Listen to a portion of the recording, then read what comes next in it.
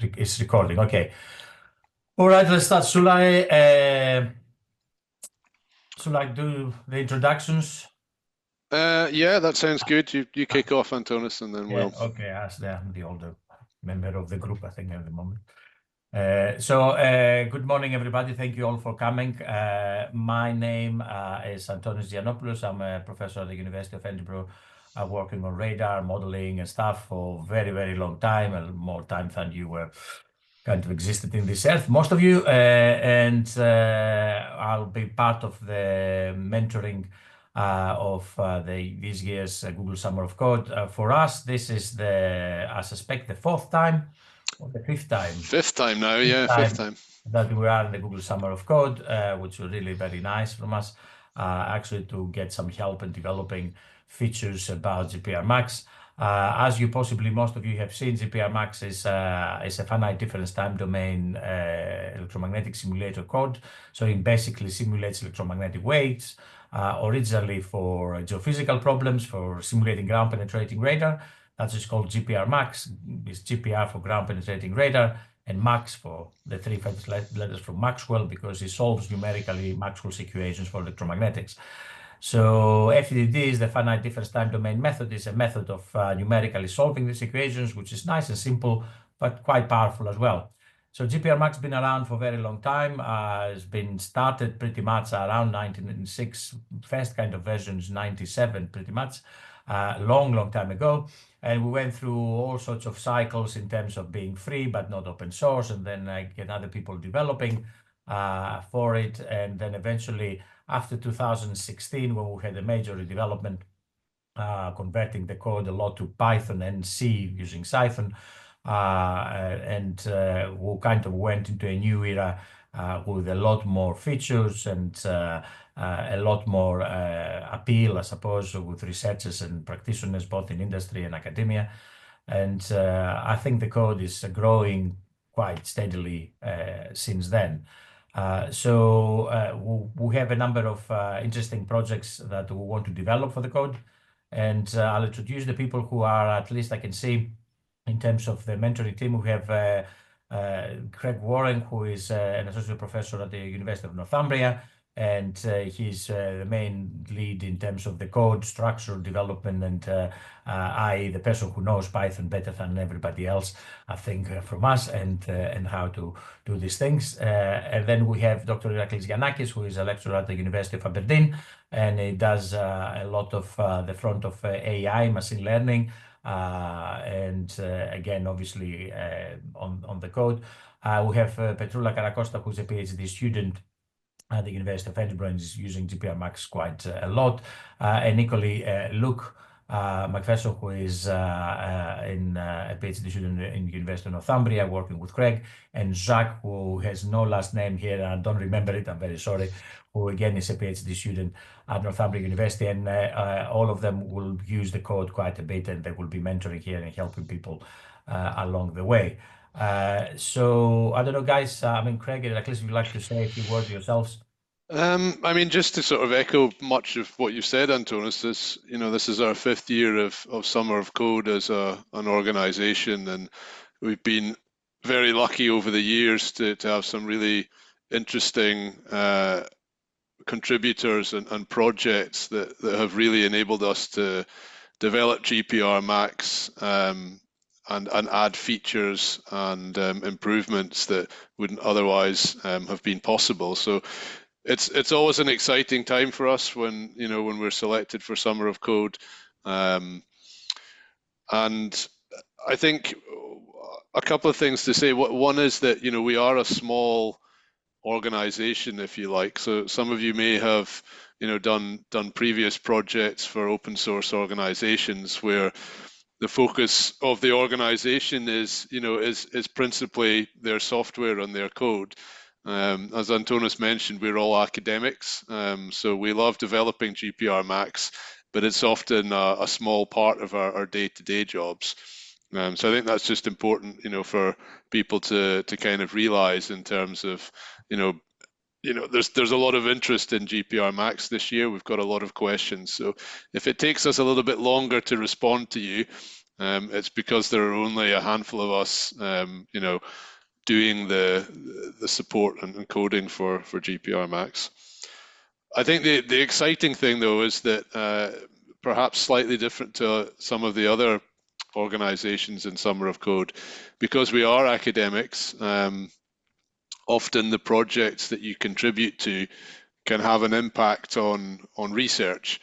So, you know, you're enabling developments and features that are actually allowing other researchers to, you know, to carry out research and to develop some interesting and novel things. So I think that's, you know, that's hopefully something that's exciting about potentially applying to our Summer of Code program. So yeah, I mean, I think that the purpose of today's session mainly is to talk about the projects, which we'll get to shortly, and also the application process. We have a template which we'll go through as well and talk about a bit. And then, as Antonis said, you know, there'll be some time for any questions that you may have. So I think that's the plan. So I'll hand over to Heracles now, who might want to introduce himself. I just want to echo what you guys have said and just welcome everyone. Yeah, I'm Heracles. I'm a lecturer in machine learning and geophysics at the University of Aberdeen. I've been doing research on GPR the last 10 years. I was a PhD student of Antonis, and before me, Craig was a PhD student of Antonis, and now Petrula is. So we're all PhD students of Antonis here, most of us. And yeah, I have been doing a lot of things related to machine learning with ground penetrating radar. And since last year, we tried to develop an AI chatbot that can help the users can help democratize gprMax in a way, like ChatGPT, but for gprMax. All right, so shall we go and talk about the various projects and what you kind of expect, and then also tell people about, you know, the kind of branch of the code that we're developing and all this kind of thing, so we're clear about what is the requirements. And do you want me to share should we share the GitHub page with I mean, I have projects? it open in the other monitor here, but maybe it's useful if you share the should I share it, or yeah directly, or do you need to okay, hold on. Okay, I found it. I think is this one here. Yes, it is. I can do that. Let's take that off. Is it set? Oh no, hold on. No, it's not. You see the right one now? Yeah. Yeah. When you get all the things like that, a bit confusing. Yeah. Okay, so here it goes. So we'll start from the top. I mean, the first one, and then go on from there. Yeah, I mean, we've had a lot of interest in project number one, so it's probably a good place to start. So I'll let Heracles talk about this, since he will be the primary mentor for this project.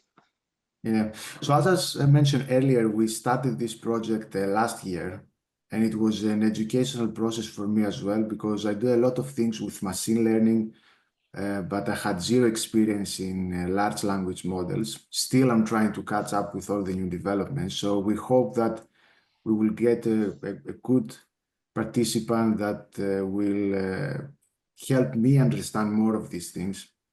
So the main idea last year was to create some sort of, to use RAG in order to make a chatbot which would help answering questions related to gprMax. I mean, if you try to use ChatGPT already, it's quite, you know, knowledgeable on how gprMax works and on FTTD and on some of gprMax commands, but it hallucinates a lot and it gives you a lot of inaccuracies most often. So last year we used a database from all the documentations in the website. Also, the student used parts of the code in RAG, and it worked quite nicely. So we used ChatGPT from OpenAI. That was a little bit of a drawback because in order for somebody to use this chatbot, they need to have an account with OpenAI, so it was not free. And so this year we hope that we will do something similar, but with an open source LLM and a little bit lighter LLM in order to be more applicable and attainable. Apart from that, we tried last year, but we didn't complete that. We tried to fine-tune ChatGPT in order to create a chatbot, not to answer questions related to gprMax, but to actually generate some input files based on some very simple written commands. So, I mean, gprMax in general, it is quite straightforward, but if you want to model something a bit more complicated, you need to know the commands and to know all of these, let's say, hard and fast rules of gprMax. So it's not so straightforward to create a model with gprMax. You need to know how to use gprMax. And a lot of times, in order to make something a bit more complicated, you need to code. You need to write something. You need to write some small script in Python that will generate this complex model for you. And then gprMax is going to do the rest, and it's going to run FTTD. We were hoping to create a chatbot that can do all of this, generate this input file based on some very simple commands. For example, let's say that I want to create a model with a concrete with these dimensions, and I want to have some specific targets inside and some layers, and I want my antenna to be on top of it, and I want to move it this, like some very simple written commands. And from these written commands, hopefully the chatbot will translate it to an input file. For that, we did try to use RAG, but it didn't work that well. It did work for simple models, but when the models became a little bit more advanced, it didn't work as expected. So that's why we tried to fine tune, but of course this takes some time and some money as well. And to do that, we have generated, so we do have a library of thousands of written descriptions of models and their corresponding input files. So we have thousands of those, which we can use either to do some sort of RAG or fine tune the chatbot. So for this year, what we would hope is to build upon what we did in the last year. At the first level, let's say the first objective is to just create a similar chatbot with what we created last year, but using an open source LLM and ideally a more light version of small LLM in order to be more efficient. And the second objective is to fine-tune some LLM in order to be able to generate an input file based on some very, very simple commands. And I would put here the third objective, which is a little bit an overshot, but you never know, is to make it very user-friendly and maybe incorporate it into the website in order for the users to be able to go to the website and use it on the fly. So yeah, that's all for me. I mean, I know a lot of you had a lot of questions. Unfortunately, I was quite busy this period, but I'm planning to answer every single one of your questions on the Zulip chat, and also to answer any of your questions here as well. Great, thanks, Heracles. Should we go through all the projects and then take questions at the end? I think so. Yeah. That's probably better. Yeah. Okay. I can kind of take the next two projects because they're quite similar in a way. So those of you who've kind of looked at the gprMax, maybe you've tried it out, you've read some of the documentation, you've probably seen that the finite difference method that gprMax uses can be quite computationally demanding. So at the moment, gprMax, the solver part of gprMax, can run on CPU, parallelized using OpenMP, or on GPU, parallelized using NVIDIA's CUDA. Now, what we would like to do to kind of extend the accessibility of gprMax is also look at porting the solver part to Apple's Metal framework and also AMD's HIP framework as well.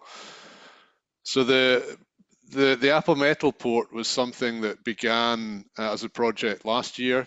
We had a student working on that over Summer of Code last year, and we have an initial Apple Metal port of some of the parts of gprMax, but it still needs quite a lot of work done to it.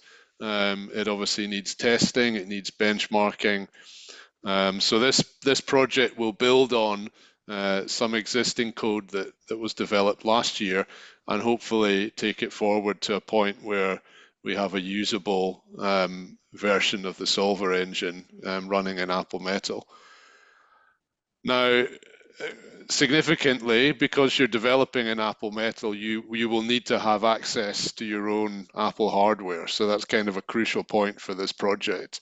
We can't supply you with an Apple machine. So if you want to, to take this on, then it's important that you have access to Apple hardware. As I said, number 3, the AMD ROCm hit port is a similar idea. So it's about porting the solver part of gprMax to be more GPU agnostic. So we have a CUDA framework at the moment, but obviously that's limited to NVIDIA GPUs. If we can create a HIP port, then HIP enables us to run not only on NVIDIA hardware, but also on AMD hardware. And again, that will open up gprMax to users that have a GPU, but not necessarily an NVIDIA one. This is a port that hasn't really started yet. We don't have any existing work on this, so you'll be starting from scratch. What's interesting though is that there's some auto translation tools out there that claim to be able to convert CUDA code into HIP. So hopefully that will make a lot of this a bit more straightforward, although I imagine there will still be some manual tweaking required. Again, it will probably be easier if you have access to your own AMD GPU. That will make testing most straightforward. We may be able to arrange kind of some cloud-based access to NVIDIA GPUs for testing there, but certainly having access to your own AMD GPU will make this much more straightforward to do. Okay, yeah, I think that's probably all I want to say about those two. So I'll hand over to you, Antonis, for this one. Okay, thanks. That's the last project. The one thing I would say from the other previous two as well is that the access to the hardware that you need to have, it doesn't have to be extremely powerful. So you don't really need a very expensive AMD GPU to test this. Anyone which can run HIP will be okay. It's just testing that we do in developing. So performance is something else for who can test and see how well it does. Equally with the Apple Metal, if the GPU that you have is modern enough that supports Metal and works with that, then it doesn't have to be one of the top range MacBook Pros that cost thousands. Yeah. Now the final project is an implementation of near too far field transformation and how we get the relevant information out. Now let me explain a little bit what is the near too far field transformation. Some people possibly we can Google that and start understanding what it's doing. gprMax solves Maxwell's equations numerically. That means the interaction of electromagnetic waves with materials, whatever these materials are. So in a simple way, you can think that you have a simple metal sphere and you hit it with a wave, and then obviously you'll get a reflection from it, and some other electromagnetic waves will be scattered by the sphere. All the interaction that you do on this model is considered what we call in electromagnetics near field interaction. That means that all the phenomena, the complex phenomena that can happen between the interaction of the wave with the object is accounted in the numerical solution, and which is kind of complete. However, a lot of the times we're interested to see what happens quite away from all this scattering. So if once this interaction has happened, the waves go forever out, and then sometimes we want to see what happens when we are really far away from them.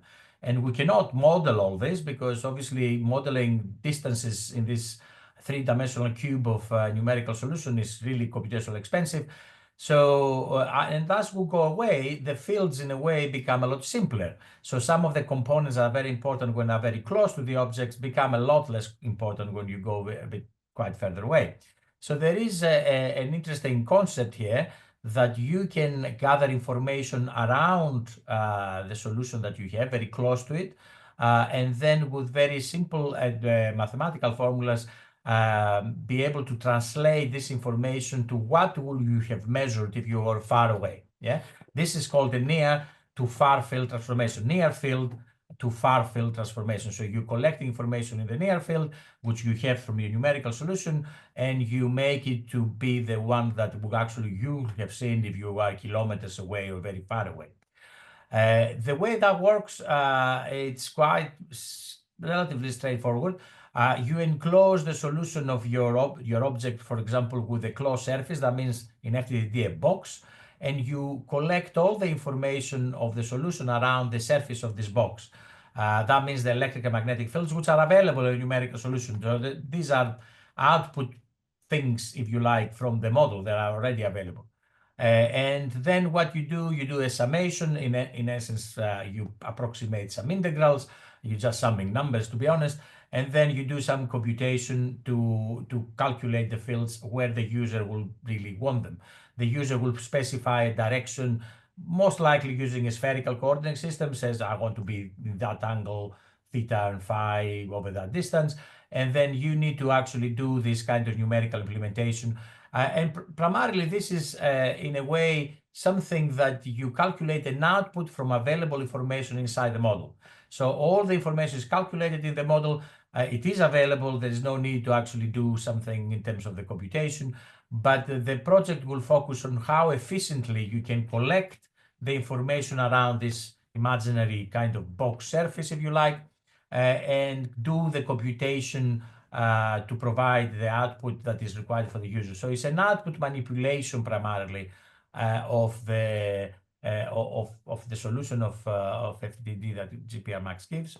And this output manipulation, obviously, because you might have a lot of points in order to be complete and be calculated, it needs to be done almost on the fly and stored efficiently. So we can easily do that in a brute force by saving all the information on this closed surface as a time history in the model, but that will create gigabytes of data very quickly, and then the post-processing of it will be very, very costly. So there are interesting ways to do that on the fly, and all the ways that we're going to work with them, they're all developed in the literature, so there's all known. There's no discovery in terms of how you do it.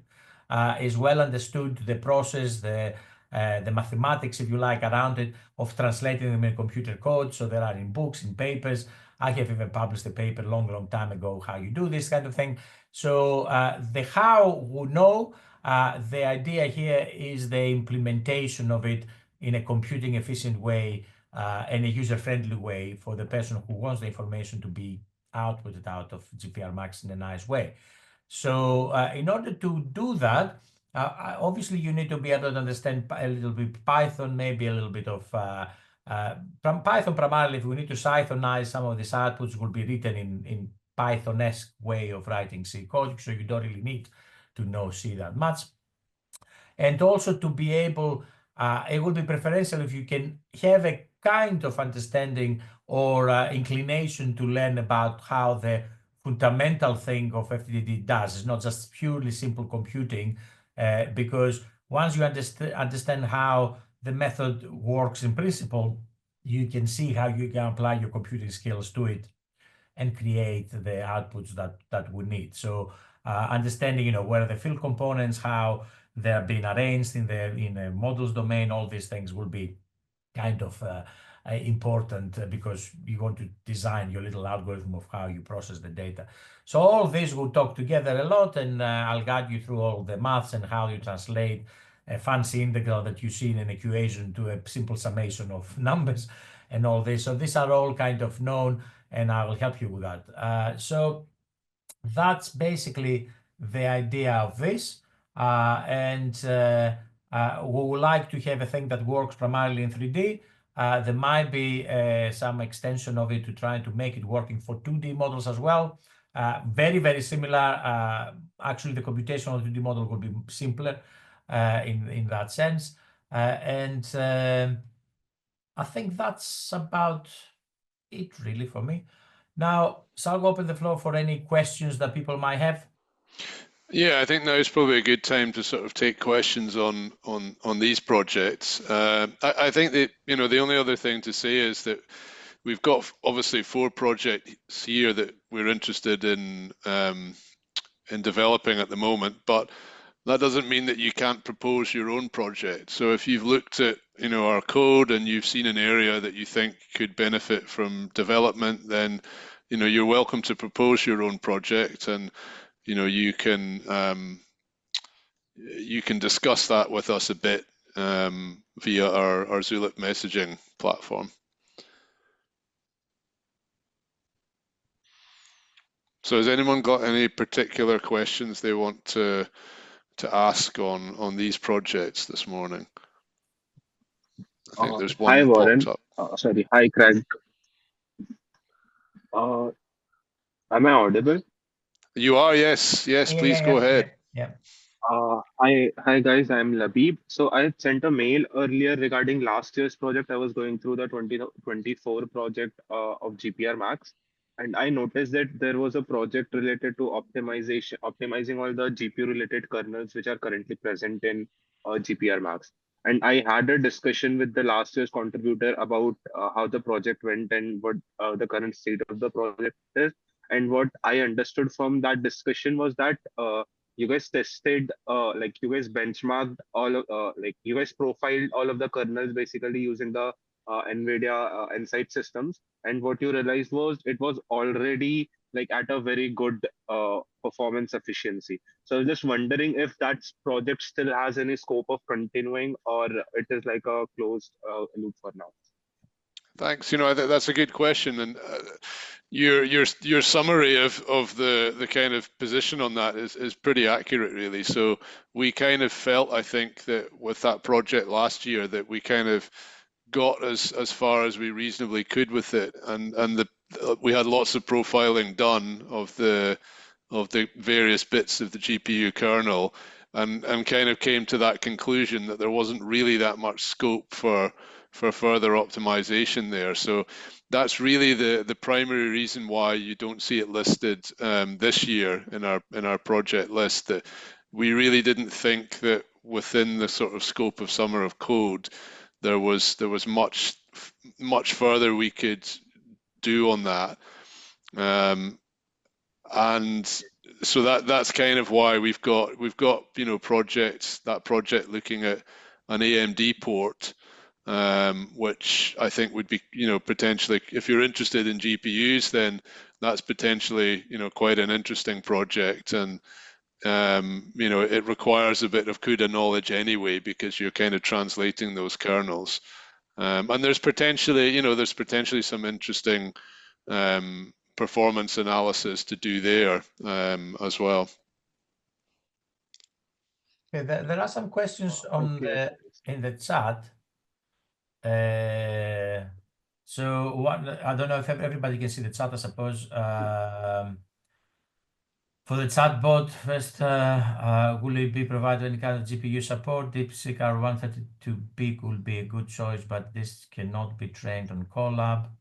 And then another one about will the chatbot support multimodal inputs, such as parsing diagrams or structured gprMax files for better assistance.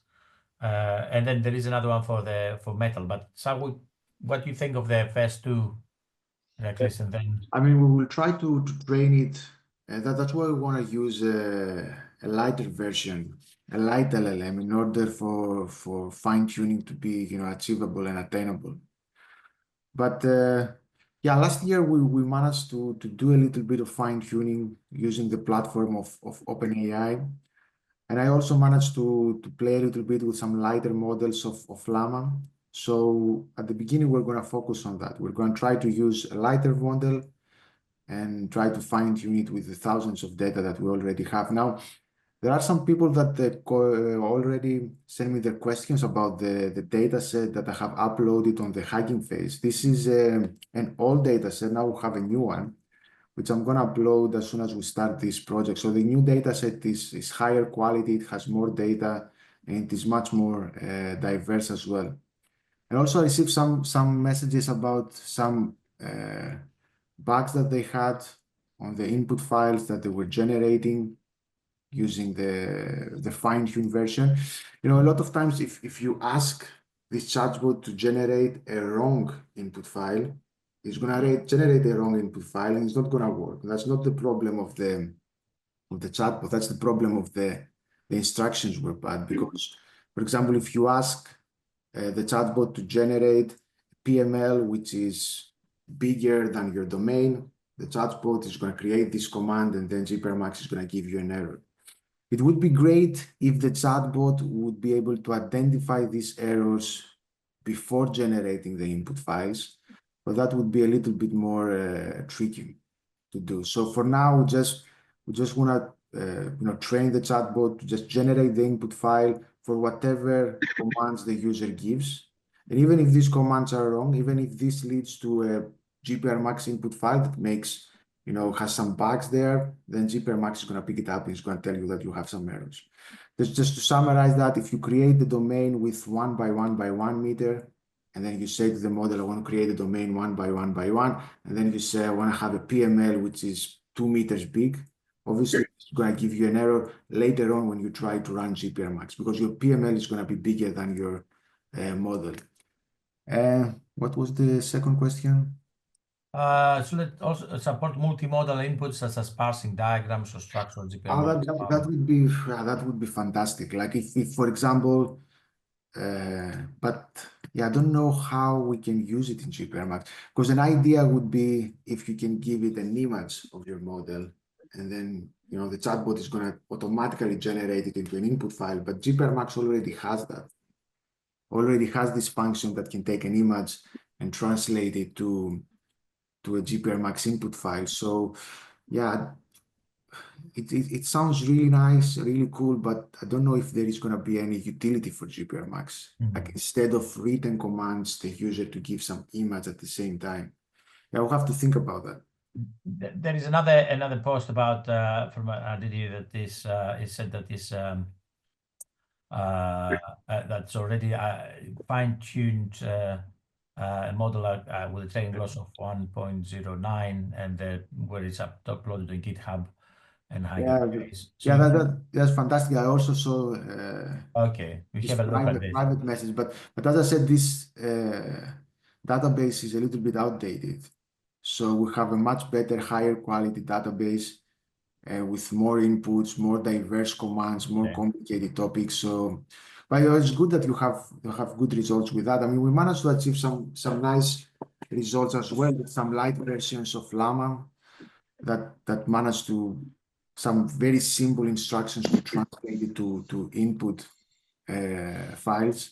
But with the newest database, I think it's going to become even better. But the challenge here is to make it as accurate as possible with the model, which is going to be as light as possible at the same time.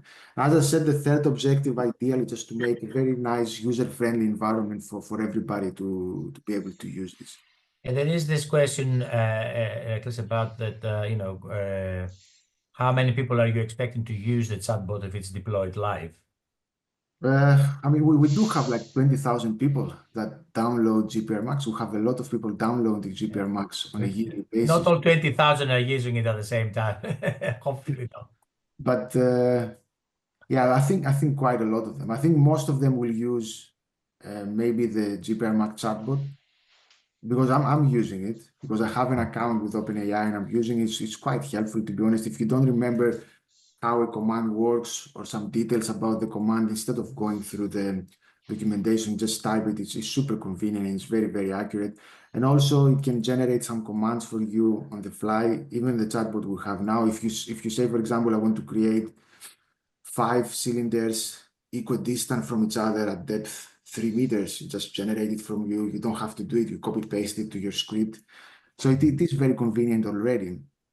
Now, if we do this the next step to generate the input files automatically, we can say, for example, I want to create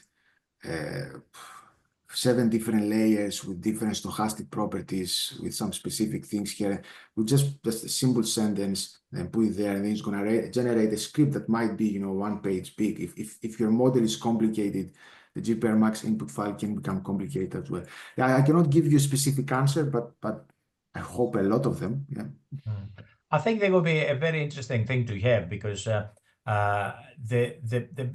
success of any tool that you create, open source or not in Excel, but primarily from open source, for people is documentation and easy of access. So if you stumble upon a tool that is actually helpful for your research or your work or whatever, you want to use it and try it and see how it works, and you want an easy ride to get into, be able to use it.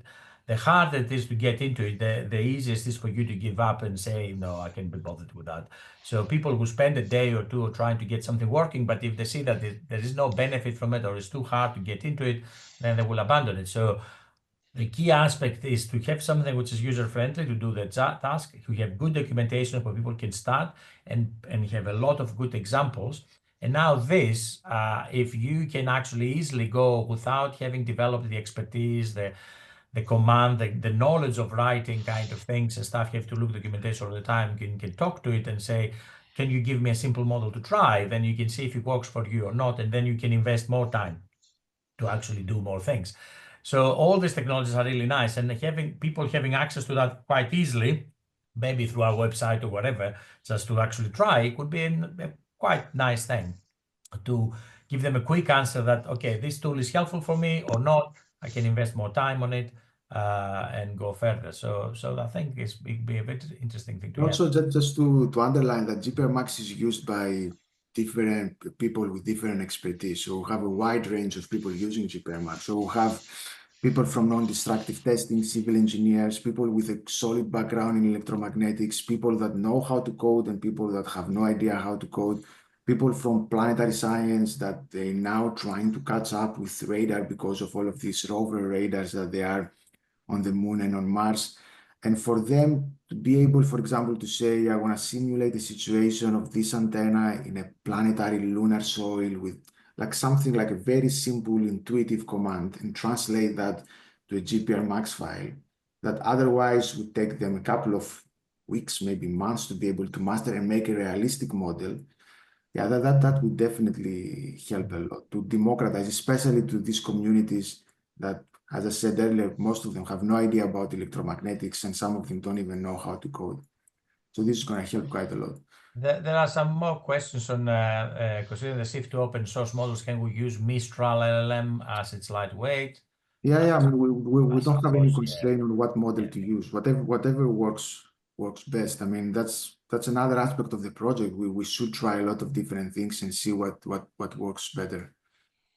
But yeah, ideally it would be lightweight. If we see that we cannot do it with the lightweight, then we can try something a little bit more computationally intensive. But I hope that it's going to be able. There is also another good question. I mean, if it should be lightweight, simpler interface that can smoothly integrate with main gprMax model, able to recognize and deal with a wide range of commands. Plus, it should be able to integrate the future gprMax data updates easily.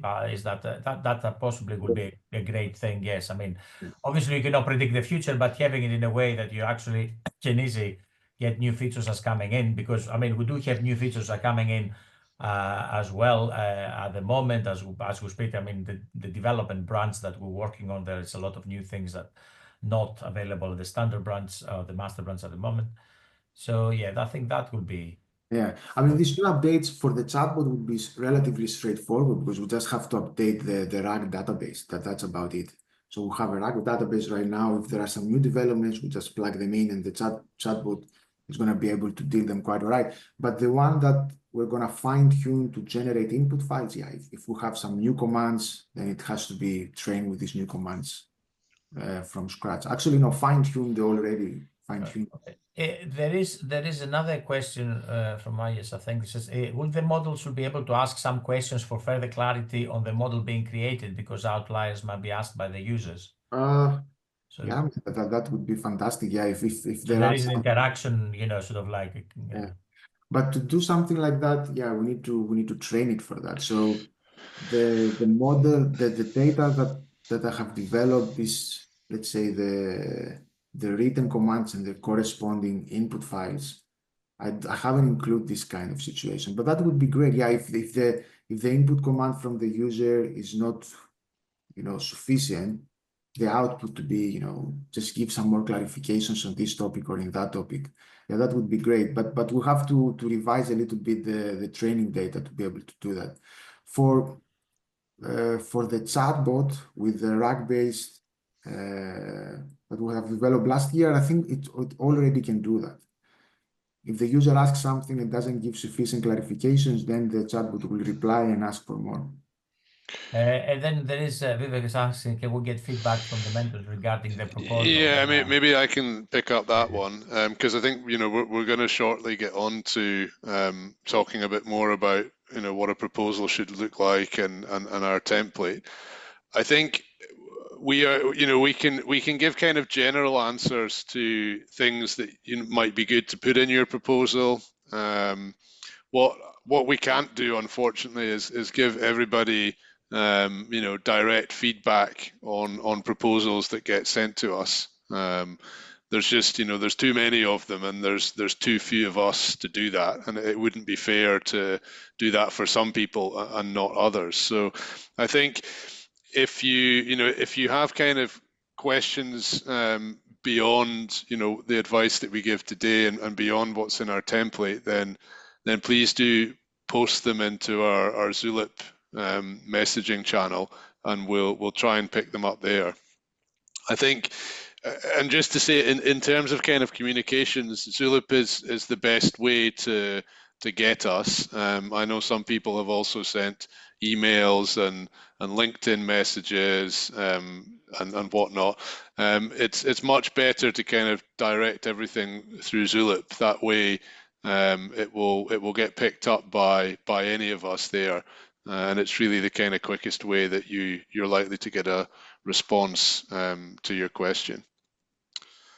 I guess I missed. I know there was a question a bit earlier, I think by Saeed, on the Apple Metal port, kind of saying, I think he'd looked at the pull request from last year and kind of, was the Metal port pretty much done? Not really, no. So it may look that way from the pull request, but really it was just the kind of the basic gprMax kernels that were ported to Metal, and they really didn't get any kind of testing at all. So there's definitely quite a lot more work to do there. There are more kernels to port in terms of some of our more advanced features like dispersive materials, and there's testing and definitely performance work to do. So there's still there's still a lot of coding to be done on that project, and that's really why you see it in the list again this year. Okay, I mean, I think I don't know if anyone else has any other questions.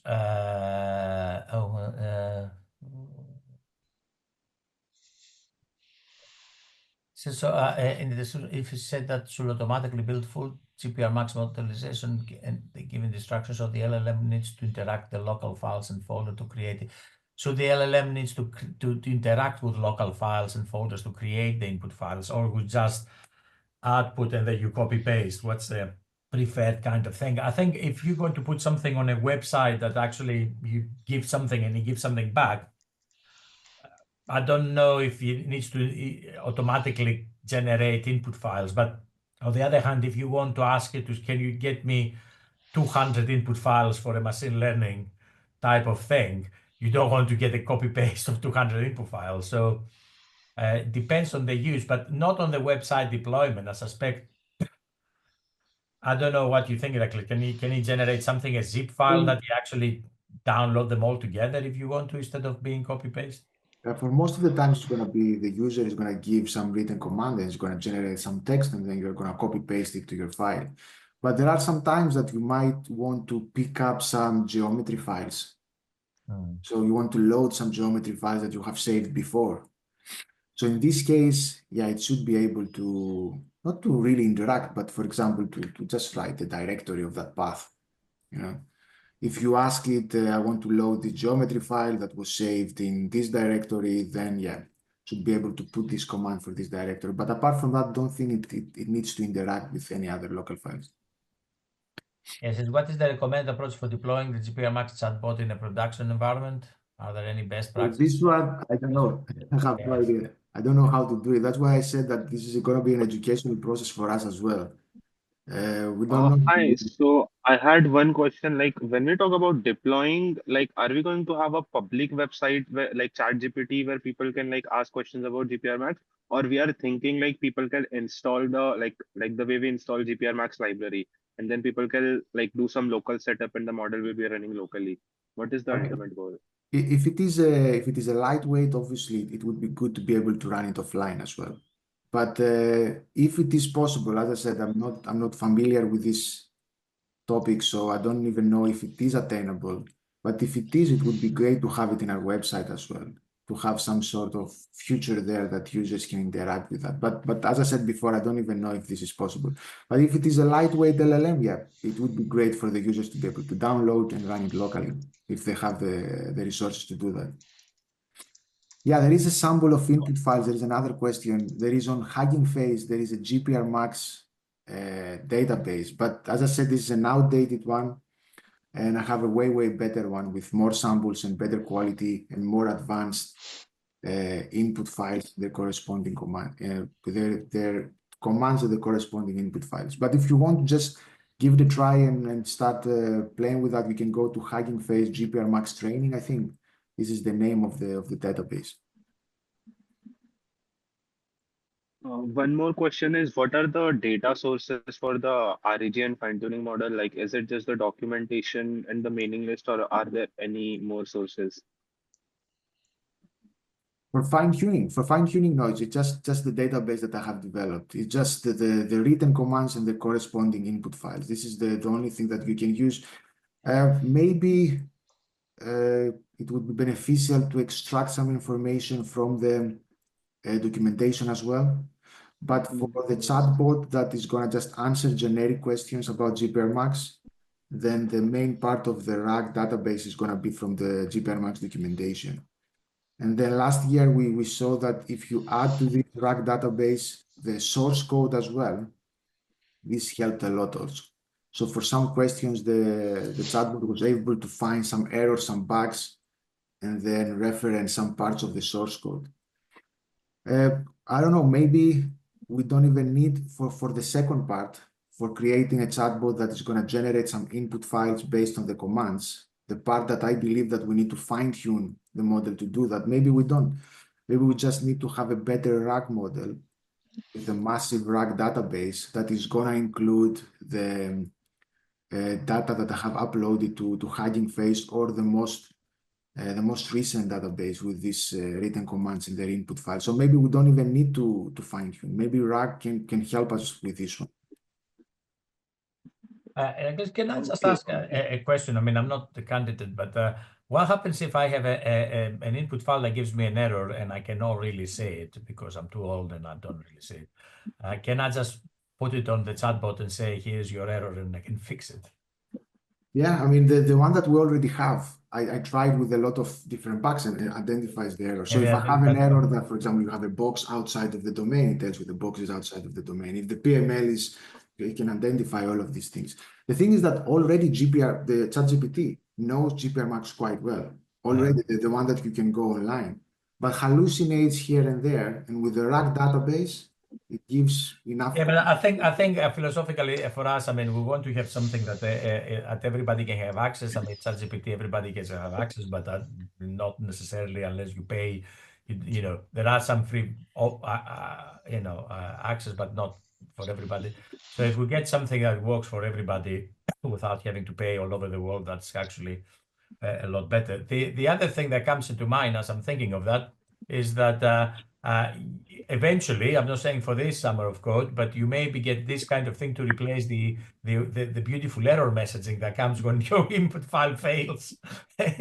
In Python, you get all the crash kind of thing. So you maybe instead of having that, you get a nice friendly message from the gprMax chatbot that says, your domain is wrong, mate. Fix it. Yeah, that would be great as well. That would be even better, really. But okay.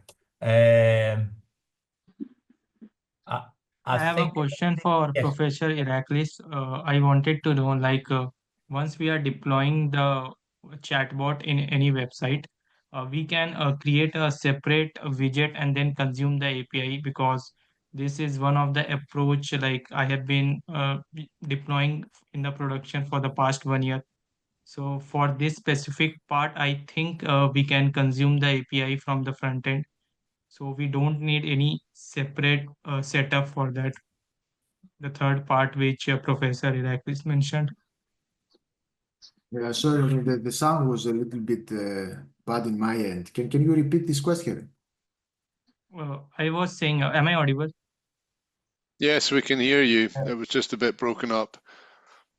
Okay, so I was asking, like, for the deployment of the chatbot in gprMax website or all the websites, I was saying that we can, if we want, we can create a separate widget and then consume the API from the front end code base only.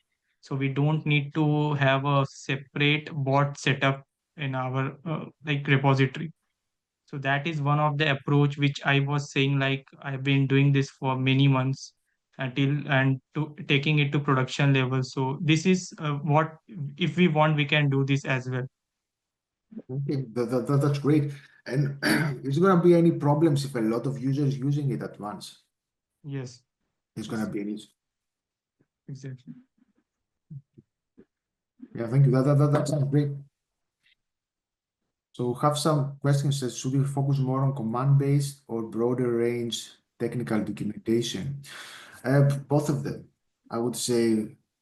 Yeah, I mean, for answering questions about documentation, we're already in a good stage, and I think with the RAG database that we have now, we can get some decent results. But obviously, we can further fine tune it.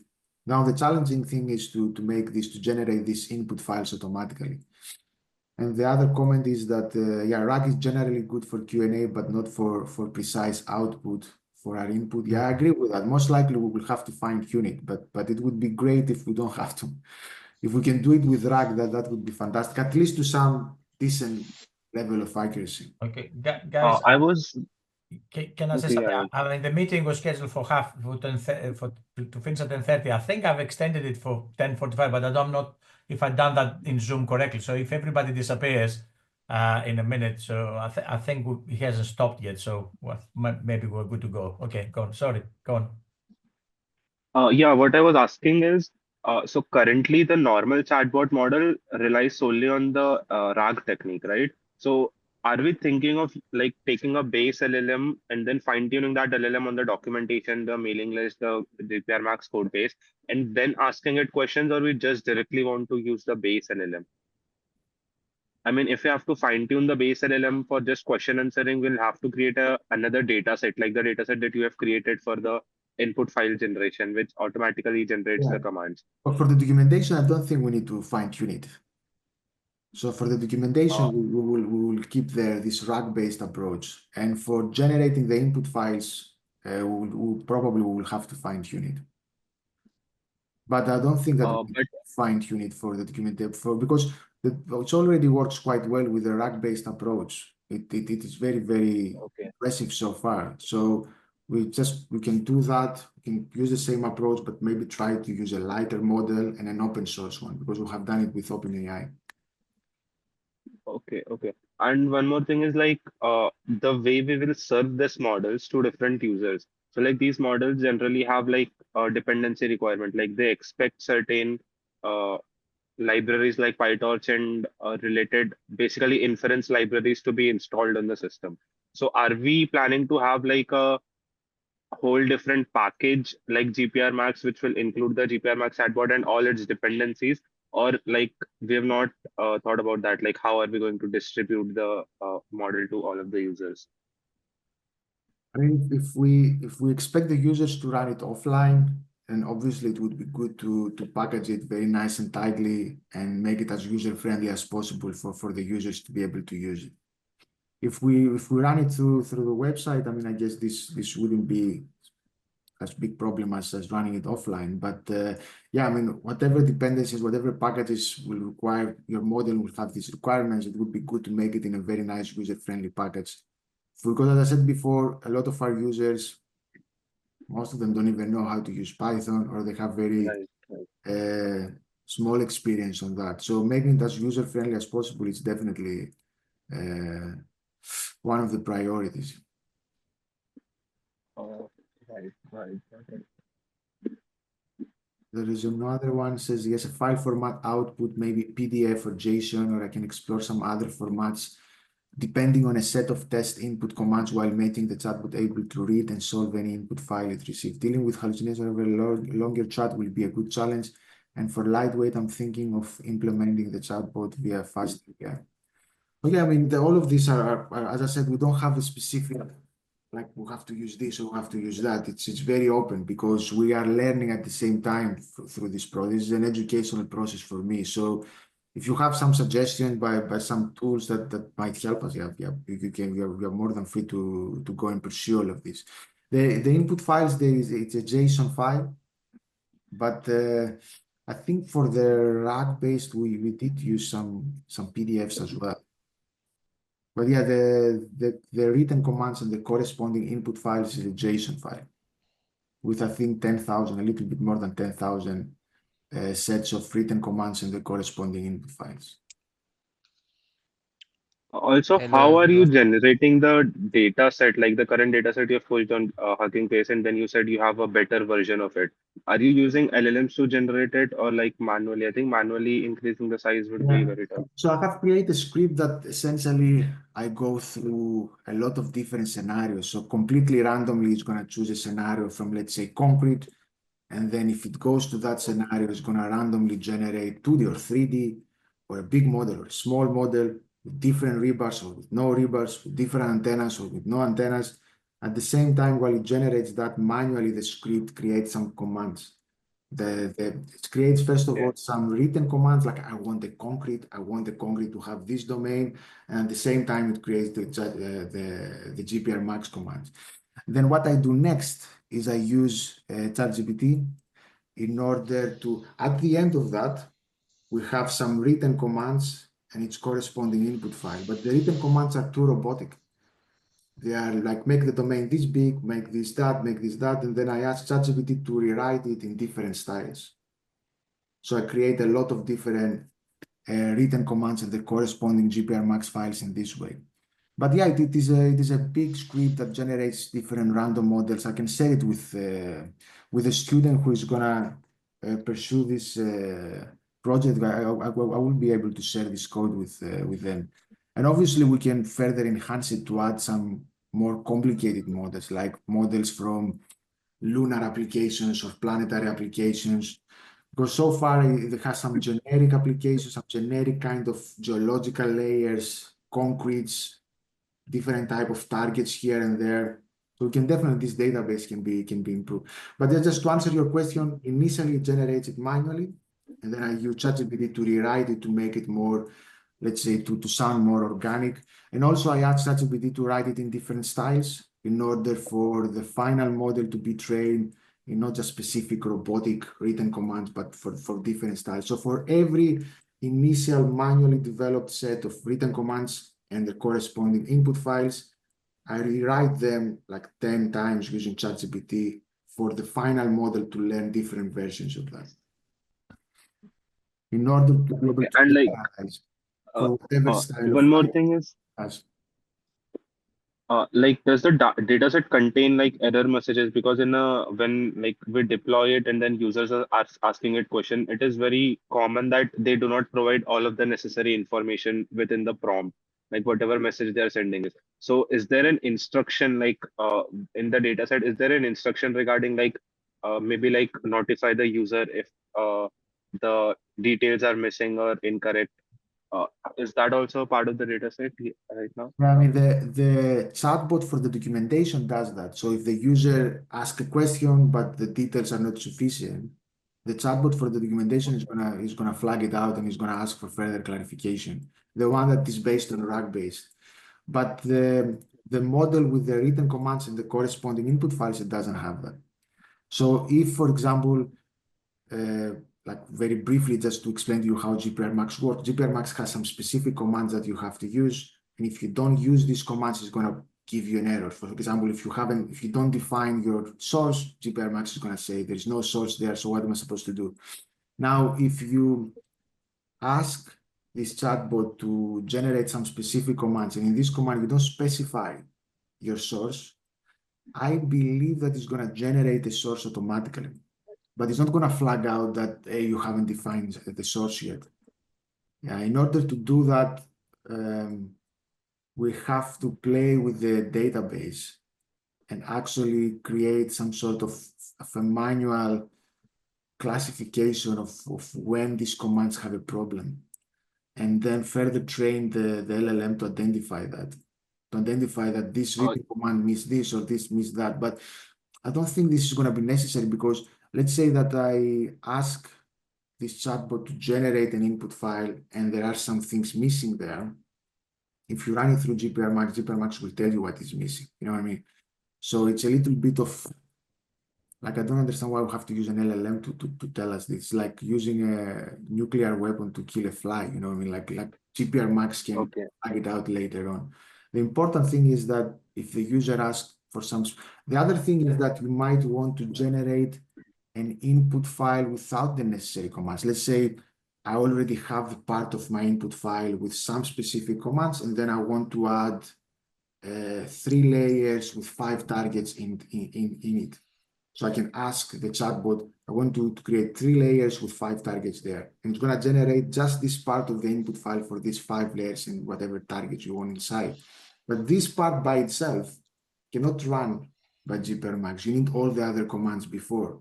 But maybe you have all the other commands before and you just need this specific part. So I think it would be better for the chatbot to just generate whatever the user asks. And if the wish of the user is wrong, then gprMax is going to flag it as wrong. You know what I mean? I hope that this is helpful. So we don't expect the chatbot to identify errors when generating input files. But for the chatbot for the documentation, we expect it to do that. If, for example, a user puts an input file to the documentation chatbot, the first one, and then ask, I got an error, what's wrong with this file? Then it would be good for the chatbot, for the documentation, to be able to identify the error. And already it does that. Already for most of the times it's able to identify these errors. But for the chatbot to generate the input files, I think we should just give it full flexibility. Even if the wish of the user is to create something wrong, fair enough. The chatbot is going to generate a wrong input file, and then gprMax is going to flag out that there is an error here or there. Okay, so there is a question about the native file filter implementation. After all, the chatbots. I mean, it's any computational considerations for integrating. Now, obviously, yeah, the short answer there are, in a way, if you do the implementation in brute force, simply, in a way, it can become very quickly storage monster, so you have a lot of data that you need to store or process. So there are some clever tricks that you play depending on the output that the user wants. So there are two pathways here. One is the user wants to know what the fields are doing far away, but the specific frequencies. So in a way, we need to do like what you call a frequency domain information. And in that sense, we'll do some kind of on-the-fly computation of FFTs, which, okay, we'll know how to do them. There is no secret about it. You don't have to find out how to do them in terms of the development of mathematics. And this will give us a specific output on specific frequency components that the user asks for many directions. Then we have another kind of output that the user might want the full time domain response, but mostly at one or two directions, not that many, because otherwise it would be quite computationally expensive. So there will be a set of direction that will take depending on what is the user asked for output, and how quickly that can be done with pre-calculating things or calculating things on the fly and then storing them afterwards is the key thing that we need to consider as well. So there are computational considerations, because if you go brute force, you either will take a lot of time writing to a disk, or if you try to save all the information in memory to process later, then you will run out of memory if your problem is quite big. So we need to be a little bit clever of how we approach it. Saying that, there are codes, and this is techniques that have been used for a long time in FTDD. There will be papers and books and stuff, and I'll give you things like that, but also you can find out if you Google near-to-fault field transformation in FTDD, you can possibly find already information there on papers and also on open books on FTDD that describe really what happens. So yeah, we need to discuss the computational consideration and make it as efficiently as possible. So some of it might be need to Cythonize, for example, as an output, but that's something that we have to approach when we're looking at the details. Okay. Shall we? I know we're kind of, time is marching on, so maybe we can talk a little about a bit about the sort of proposal structure. Antonis, I don't know if you can, click on the proposal template. Hold on. What is it? On the left-hand side of your GitHub there should be project template. Yeah, I've seen it. Yeah, I was just yeah, so I mean, one thing to emphasize in case people may have missed it is that when you're kind of looking at gprMax and reviewing and learning the existing code base, please do make sure you use the developer branch in GitHub. So not the master branch, which is what you will see as default, but the developer branch, because that is close to being our master branch and is the future really of the code base. So it's important to kind of start from there. In terms of your proposals, we have a kind of template here to help you kind of structure your proposal and to know the sort of information that we're looking for in your proposal. You don't have to do everything that's written here. What we really want to see, obviously, we need some basic details about you. We want to understand your motivation and experience, so that's really important. Why are you want to be involved in Summer of Code? Why gprMax? Why this particular project? And what your kind of experience brings to this project. And for some people, you might already have a lot of experience in this area, and that's what draws you to this project. Others, you might have a slightly different motivation, less experience, but nonetheless, that doesn't preclude you from being selected. So it's important that you kind of try to describe that as best you can. You'll have seen, obviously for each project, we kind of list some sort of prerequisites or skills that we think you should already have to be able to tackle this project.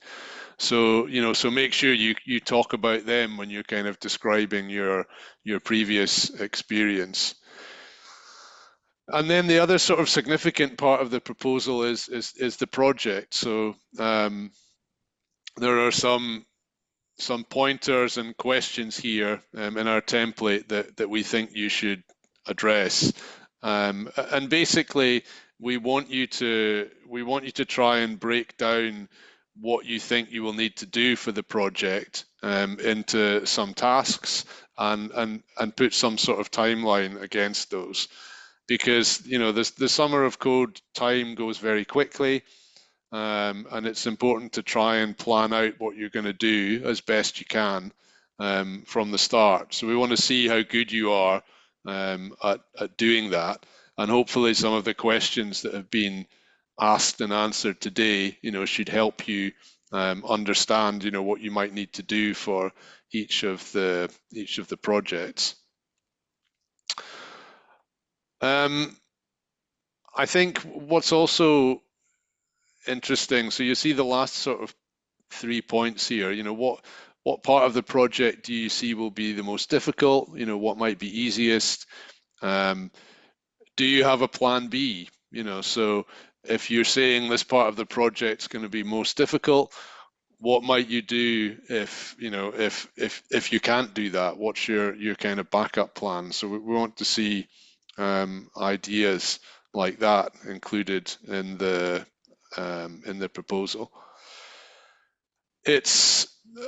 There's no specific length. I think as we often all say, quality is preferred to quantity.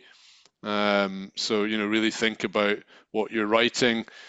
We want to see proposals that are written by you.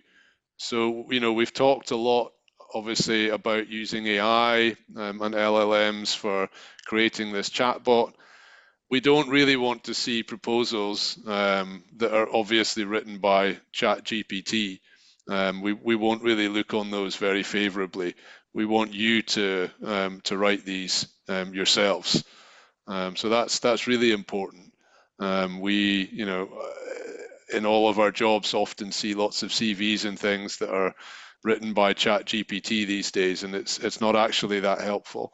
This is about your motivation, what you're going to do for this project. So please bear that in mind, when you're writing your proposals. Guys, do you want to kind of, have I missed anything? Is there anything you guys want to kind of add? There is a question from Apostolos, from which part was that for the project part, I think, was it? Or? No, so everybody has to do a proposal, whether it's for one of the projects that we've talked about or for your own project. Everyone has to submit a proposal to Google, and something based around this kind of template is going to be most helpful.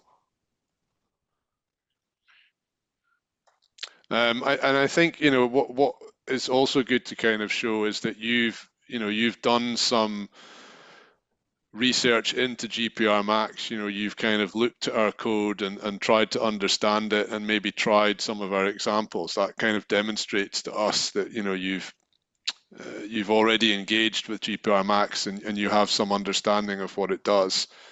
Because for all of these projects, that's necessary.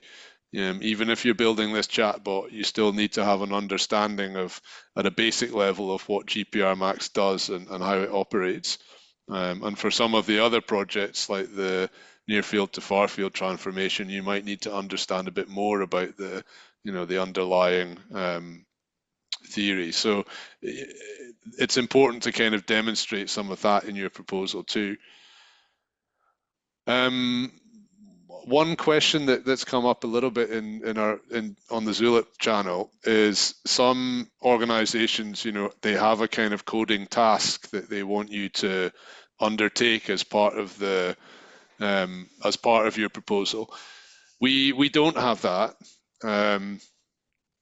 But I think, as I've just said, demonstrating familiarity with gprMax, that you've run some of the examples and you kind of understand what the code base does, is quite important. So there's no specific coding task that we ask for, but that doesn't mean we don't want to see that you kind of have some understanding of our software.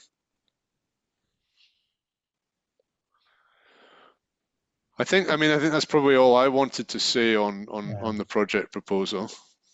Guys, we'll overrun anyway, but it doesn't matter that so much.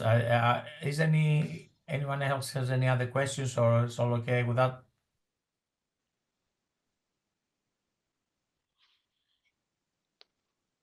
Excellent. Okay, so obviously use the Zulip channels and ask questions and stuff. We'll try to use Zulip as much as we can and try to move the community of gprMax into Zulip, even from the Google forum that we have for support. So it will be more direct and easier to actually create threads and ideas there. Okay, so if you have any other questions, put them on the Zulip channels and we'll try to answer them as many as we can. Good luck with your proposals. And we're very excited to see some good submissions and do some good work this summer, okay? So goodbye to everybody from wherever you are, and thanks for your time today. And hopefully we'll see some of you back again, okay? Take care, everybody. Thanks, everyone. Bye. Take care. Bye. Bye. Bye.